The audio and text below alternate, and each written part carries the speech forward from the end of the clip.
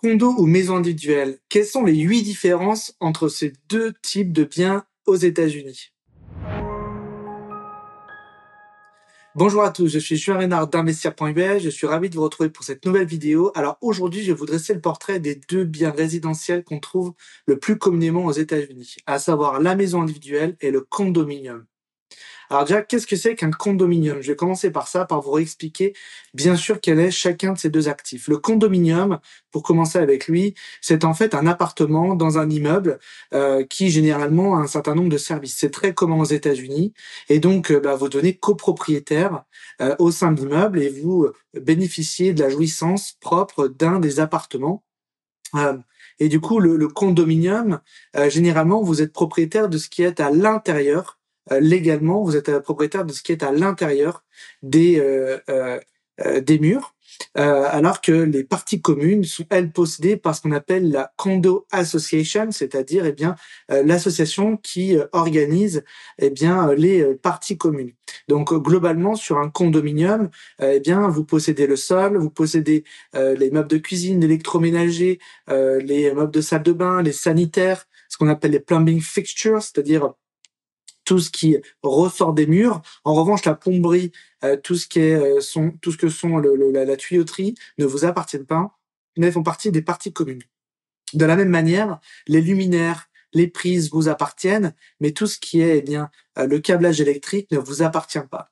Donc, l'intérêt d'un condo, c'est qu'effectivement, on a une responsabilité qui est beaucoup plus limitée sur la maintenance et sur tout un tas d'aspects du bien, mais également, on perd une partie du contrôle du bien puisque, c'est l'association qui est dirigée par un board, donc un directoire, qui sont des copropriétaires qui sont élus et qui prennent des décisions pour l'ensemble des copropriétaires. Alors, le board of directors, les copropriétaires sont toujours un chiffre impair pour que les décisions puissent être prises à la majorité et que la vie du condo puisse continuer.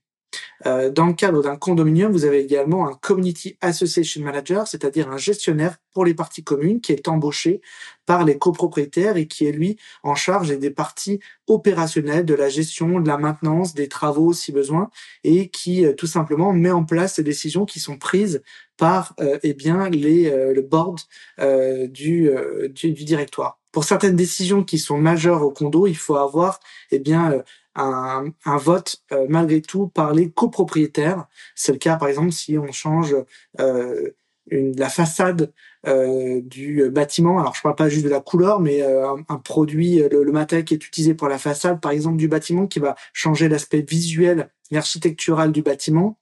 Là vous devez avoir un vote majoritaire alors ça dépend comment les documents sont écrits, mais c'est souvent les 2/3 des copropriétaires, voire les 4/5 qui doivent voter en faveur pour que cette décision puisse être validée.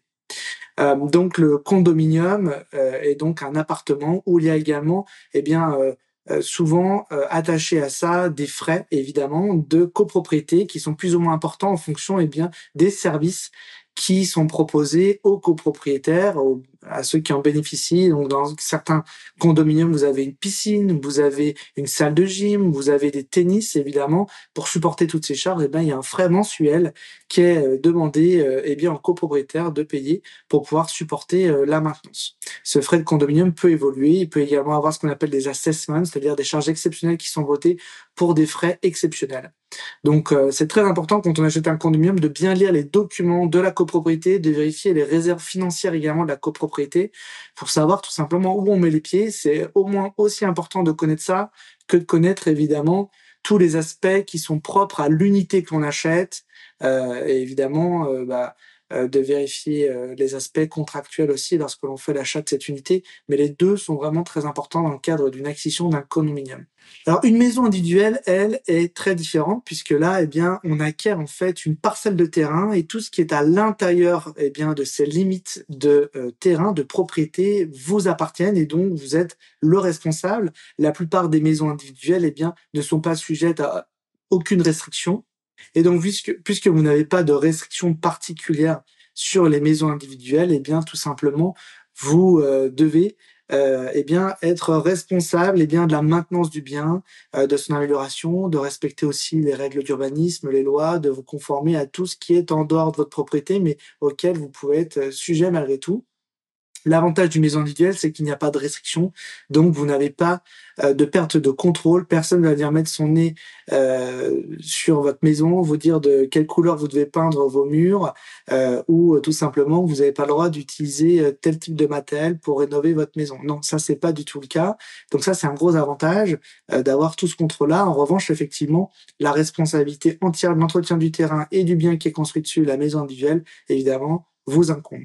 Alors, dans certains cas, vous pouvez dans des formes de restrictions, il y a des zones, par exemple, où vous avez, eh bien, des restrictions sur les maisons individuelles également. On a, par exemple, une zone dans le sud-ouest de la Floride qui s'appelle Rotunda, qui est une zone dite de Deeded Restricted Community, c'est-à-dire que c'est une zone où il y a des règles. Alors, vous n'avez pas l'impression de ça parce que vous rentrez dans cette communauté et tout est ouvert, mais effectivement, vous êtes soumis à tout un tas de règles, et vous devez vous y conformer. Le but est simplement de garder, eh bien, cette ville et ce quartier, homogène. Il y a quand même 15 000 habitants là-bas. Donc effectivement, c'est beaucoup de rues, mais ça fonctionne plutôt bien. Il faut dire que les Américains aussi aiment assez ça, puisque ça permet, eh bien, d'avoir, plutôt un bon niveau de voisinage également et de pas se trouver avec des gens qui, bah, pourraient, un peu détériorer, l'image de la rue, par exemple.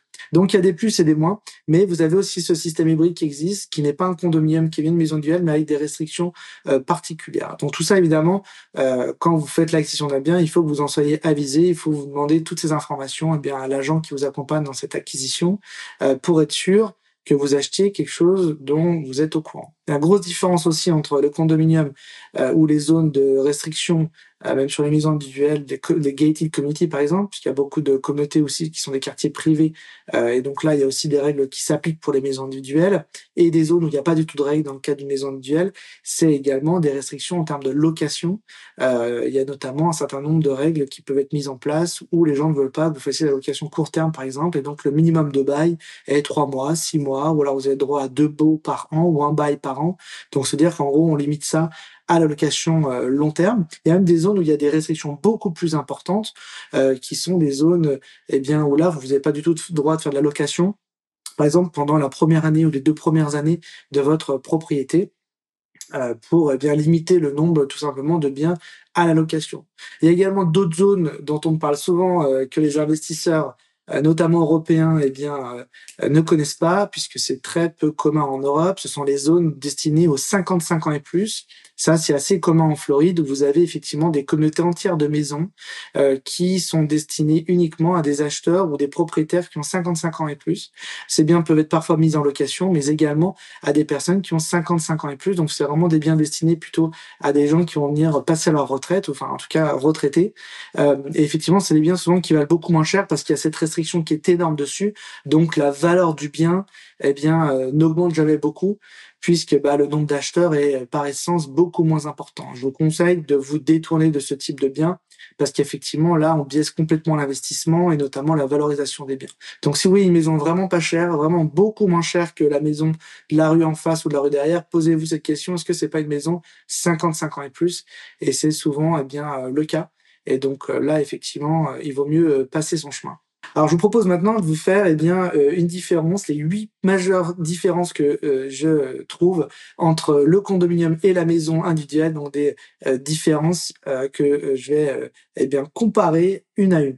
La première chose, c'est concernant la propriété en tant que telle, l'aspect légal, en fait, d'être propriétaire. Effectivement, dans le cas d'un condominium, comme j'expliquais, vous êtes uniquement propriétaire de ce qui est à l'intérieur des cloisons, alors qu'effectivement, sur une maison individuelle, là, vous devenez propriétaire, eh bien, de tout ce qui est à l'intérieur, eh bien, des lignes de propriété, et donc du terrain, de la maison entière, évidemment. Le condominium, on parle vraiment de la cloison intérieure, donc ça reste, eh bien, une responsabilité qui est très limitée. Et donc, la majorité de la responsabilité appartient, eh bien, à l'association, à la copropriété, qui en a la responsabilité, mais également, eh bien, qui demande un frais contre, cette responsabilité pour pouvoir, eh bien, soutenir la maintenance et faire les réparations nécessaires et maintenir le bien correctement. La maintenance, justement, j'y viens, c'est une des grosses différences. Alors, si vous voulez quelque chose, bien, qui est beaucoup plus simple, vous voulez pas vous embêter avec la maintenance, il vaut mieux que vous alliez vers un condominium, puisque là, quasiment toute la maintenance est gérée par la copropriété. La maintenance qui va vraiment vous incomber, vous en tant que propriétaire sur un condo, ça va vraiment de la petite maintenance, une petite fuite sous un évier, heu, ça va être, voilà plutôt du travail de réparation ou d'amélioration, puisque c'est vraiment des parties esthétiques qui vont vous appartenir. Il peut malgré tout avoir une responsabilité qui est généralement commune dans le condo, qui est le système de climatisation et de chauffage, qui là généralement vous appartient. Donc là, souvent, c'est une maintenance à faire.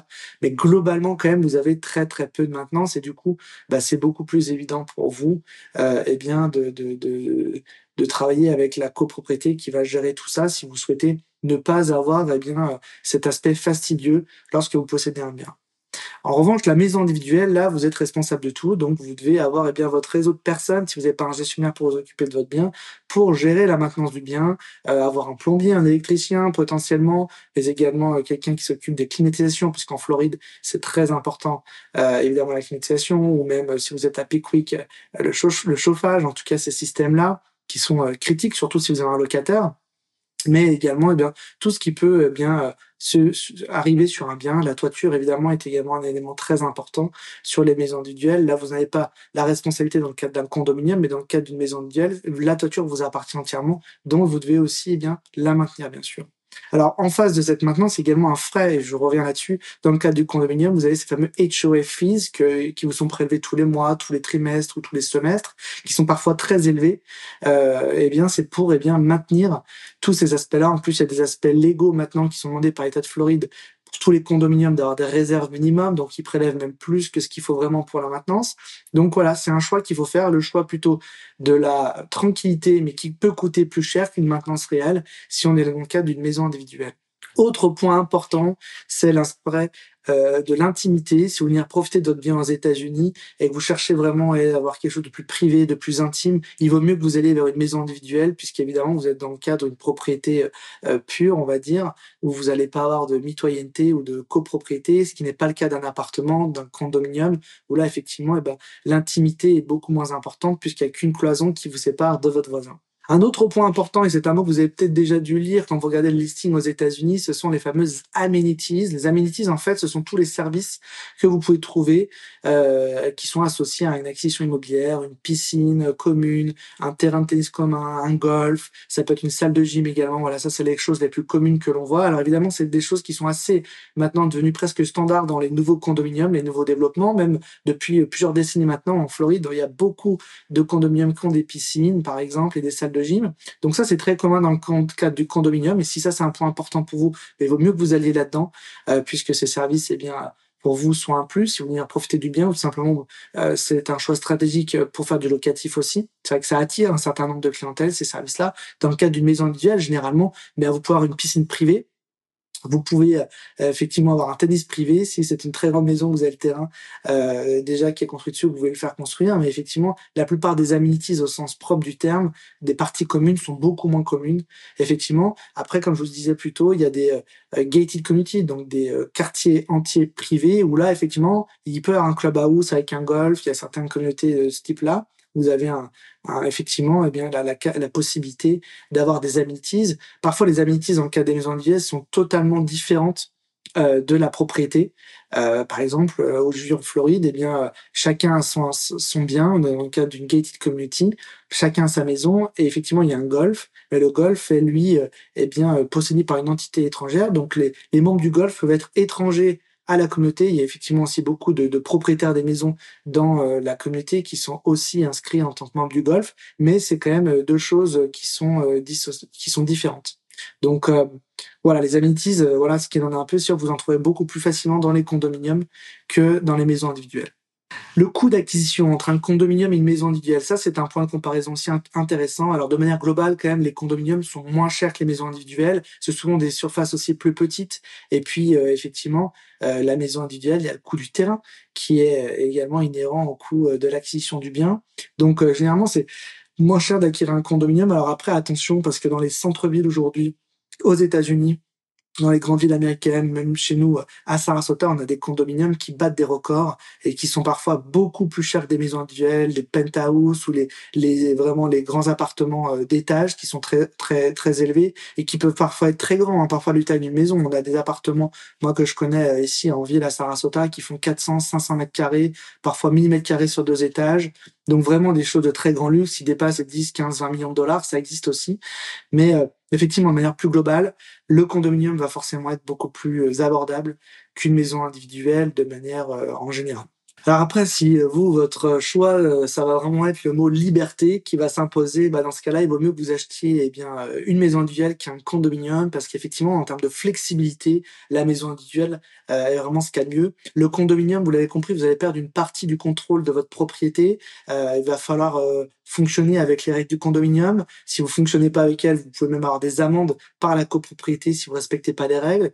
Donc c'est sûr que en termes de flexibilité, le mieux c'est la maison individuelle. C'est sûr que le contrôle sur votre propriété sera beaucoup plus limité dans le cadre d'un condominium. Et ça, c'est une autre différence majeure. Ensuite, en termes d'emplacement, c'est également quelque chose qui est notable, c'est qu'effectivement, les condominiums sont généralement plutôt dans les centres-villes urbains et les maisons individuelles plutôt dans des zones un petit peu moins urbaines, suburbaines ou rurales, entre guillemets, même s'il y a des maisons qui peuvent être en centre-ville, mais tout ça est lié à la densité de population, au terrain disponible, à la place. Évidemment, plus on est dans les downtowns, plus les terrains sont chers, donc là, on construit en hauteur, puisqu'on n'a pas trop le choix que de s'étendre sur la terre en tant que telle. Et donc, effectivement, les condos sont généralement plutôt dans les centres-villes. Donc vraiment, ça dépend vraiment du style de vie que vous allez chercher. Ça va vraiment dépendre aussi de votre stratégie d'investissement si vous cherchez à faire un investissement entre le condo et la maison individuelle. Globalement, quand même, pour de l'investissement pur, je recommanderais plutôt une maison individuelle pour pas perdre son contrôle. Si vous voulez venir faire une acquisition et venir en profiter, pourquoi pas louer de temps en temps, il y a des condos où il y a des restrictions moins importantes. Nous, sur Sarasota County, on a des condos de ce type-là où vous pouvez faire de la location mid-term, notamment avec au moins des périodes de 30 jours, donc en meublé, et puis venir vous en profiter. Mais ça va vraiment dépendre de ce que vous recherchez vous. Et puis, dites-moi en commentaire, vous, ce que vous préférez, si c'est le condominium ou la maison individuelle, pour quelles raisons. Nous, effectivement, sur le marché du sud-ouest de la Floride, on a les deux qui existent. Aujourd'hui, sur Pickwick Lake, on construit les deux. On construit et des maisons individuelles et des condominiums également. Il y a des avantages de côté. Prenez en compte également quand, d'un point de vue financement, c'est un peu plus facile d'obtenir du financement sur de la maison individuelle que sur de condominiums. On arrive aussi à obtenir du financement sur de condominiums, évidemment. Mais voilà, globalement, ce que je peux vous dire sur les grosses différences entre ces deux biens, ça, c'est quand même des choses notables. Il faut avoir les idées très claires dès le départ et se dire, on est plutôt condo, on est plutôt maison individuelle. Il faut être très clair dans ces idées là-dessus parce que ça, ce sont des choses très importantes. Merci beaucoup de m'avoir regardé sur cette vidéo. Surtout, n'hésitez pas à vous abonner à la chaîne, n'hésitez pas à partager à vos amis, à votre famille si vous pensez que ça peut les intéresser. Et puis surtout, si vous avez un projet d'investissement aux États-Unis, une seule adresse, contact@investir.us. Je vous mets également un lien dans la description en vidéo. Vous cliquez sur le lien, vous soumettez votre projet et puis moi, je vous recontacte sous 48 heures environ. Je vous dis à très bientôt. Bye bye.